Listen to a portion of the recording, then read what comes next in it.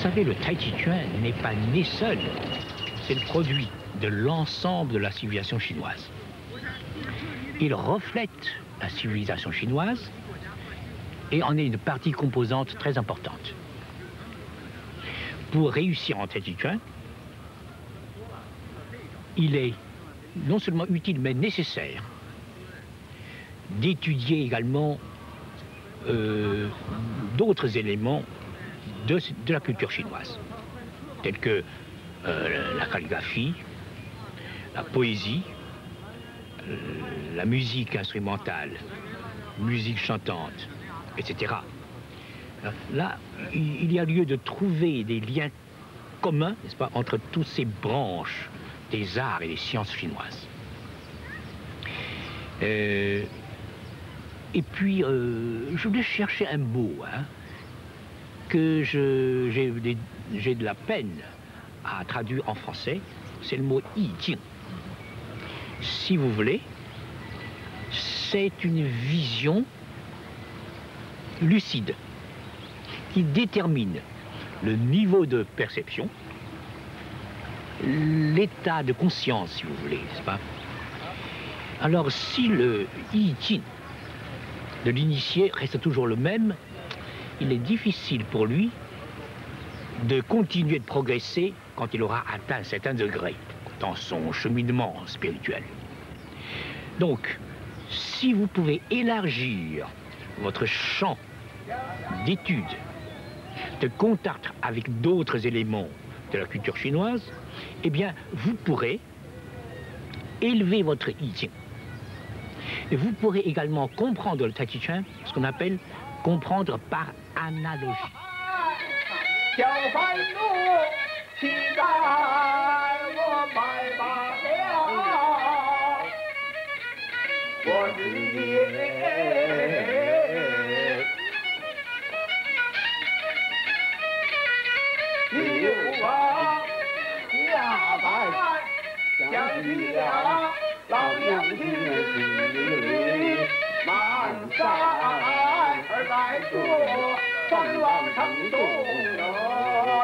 Au sujet du bambou, vous connaissez sans doute Su Dongpo, ce grand poète du XIe siècle.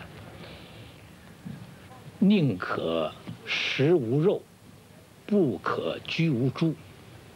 无肉使人瘦，无猪使人俗。J'essaie de traduire ce poème en français. Je préfère manger sans viande plutôt que d'habiter sans bambou. Sans viande, on maigrit, mais sans bambou, on devient vulgaire. Évidemment, il n'y a pas que des bambous, il y a encore d'autres arbres qui sont aussi bons.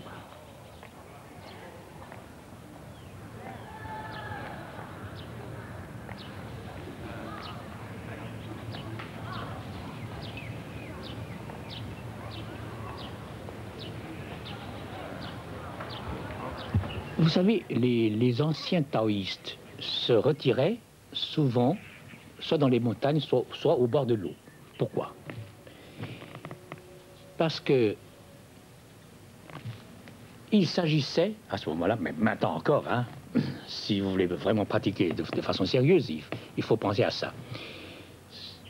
Si on travaille spirituellement son intérieur, eh bien, il faut penser aux échanges de qi entre le pratiquant et son entourage, que ce soit les hommes, les animaux, les plantes et les êtres inanimés.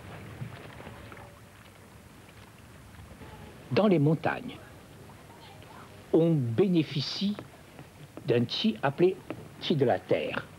Le qi de la terre est particulièrement dense et puissant, et ce qui profite beaucoup aux pratiquants.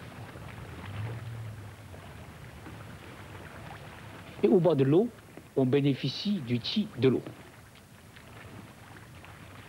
On doit se blottir, pour ainsi dire, et comme ça, on perd le moins possible et on gagne le plus possible.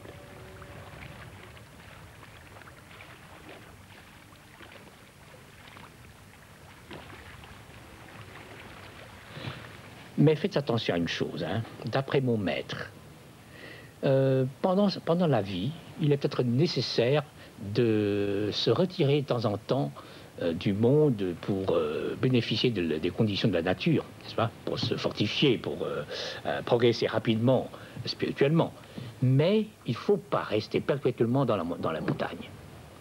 D'après lui, les gens qui aiment passer leur vie dans les montagnes ne peuvent pas endurer les épreuves. Il faut qu'ils reviennent dans le monde pour se mettre en contact avec les hommes.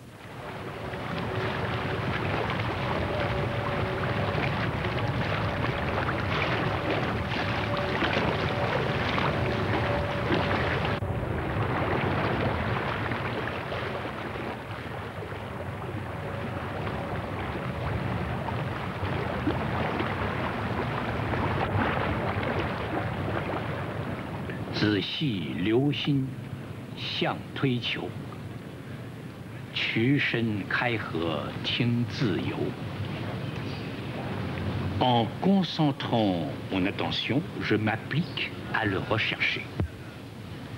Pour le déploiement comme pour le repliement, pour l'ouverture comme pour la fermeture, je le laisse agir à sa guise.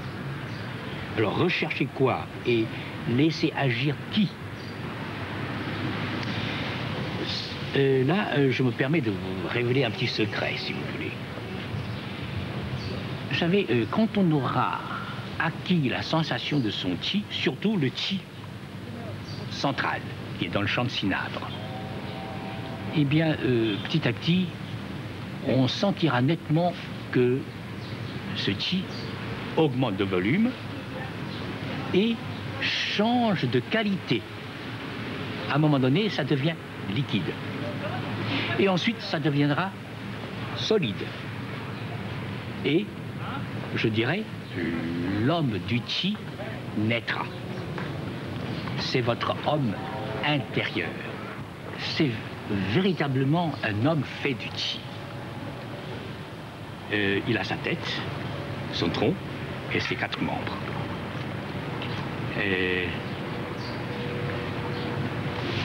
Il faut laisser agir cet homme du chi une fois qu'il est né, qu'il est constitué. Mais tant que cet homme du chi n'est pas encore constitué, vous ne pouvez pas faire n'importe comment. Vous devez observer strictement toutes les règles du Tai Chi Chuan. Mais le jour où cet homme est né, il faut le laisser faire ce qu'il veut. Avec cet homme qui agit à l'intérieur, vous vous sentirez libre, mais vraiment libre. Ce n'est pas une liberté qu'on conçoit. C'est une véritable liberté.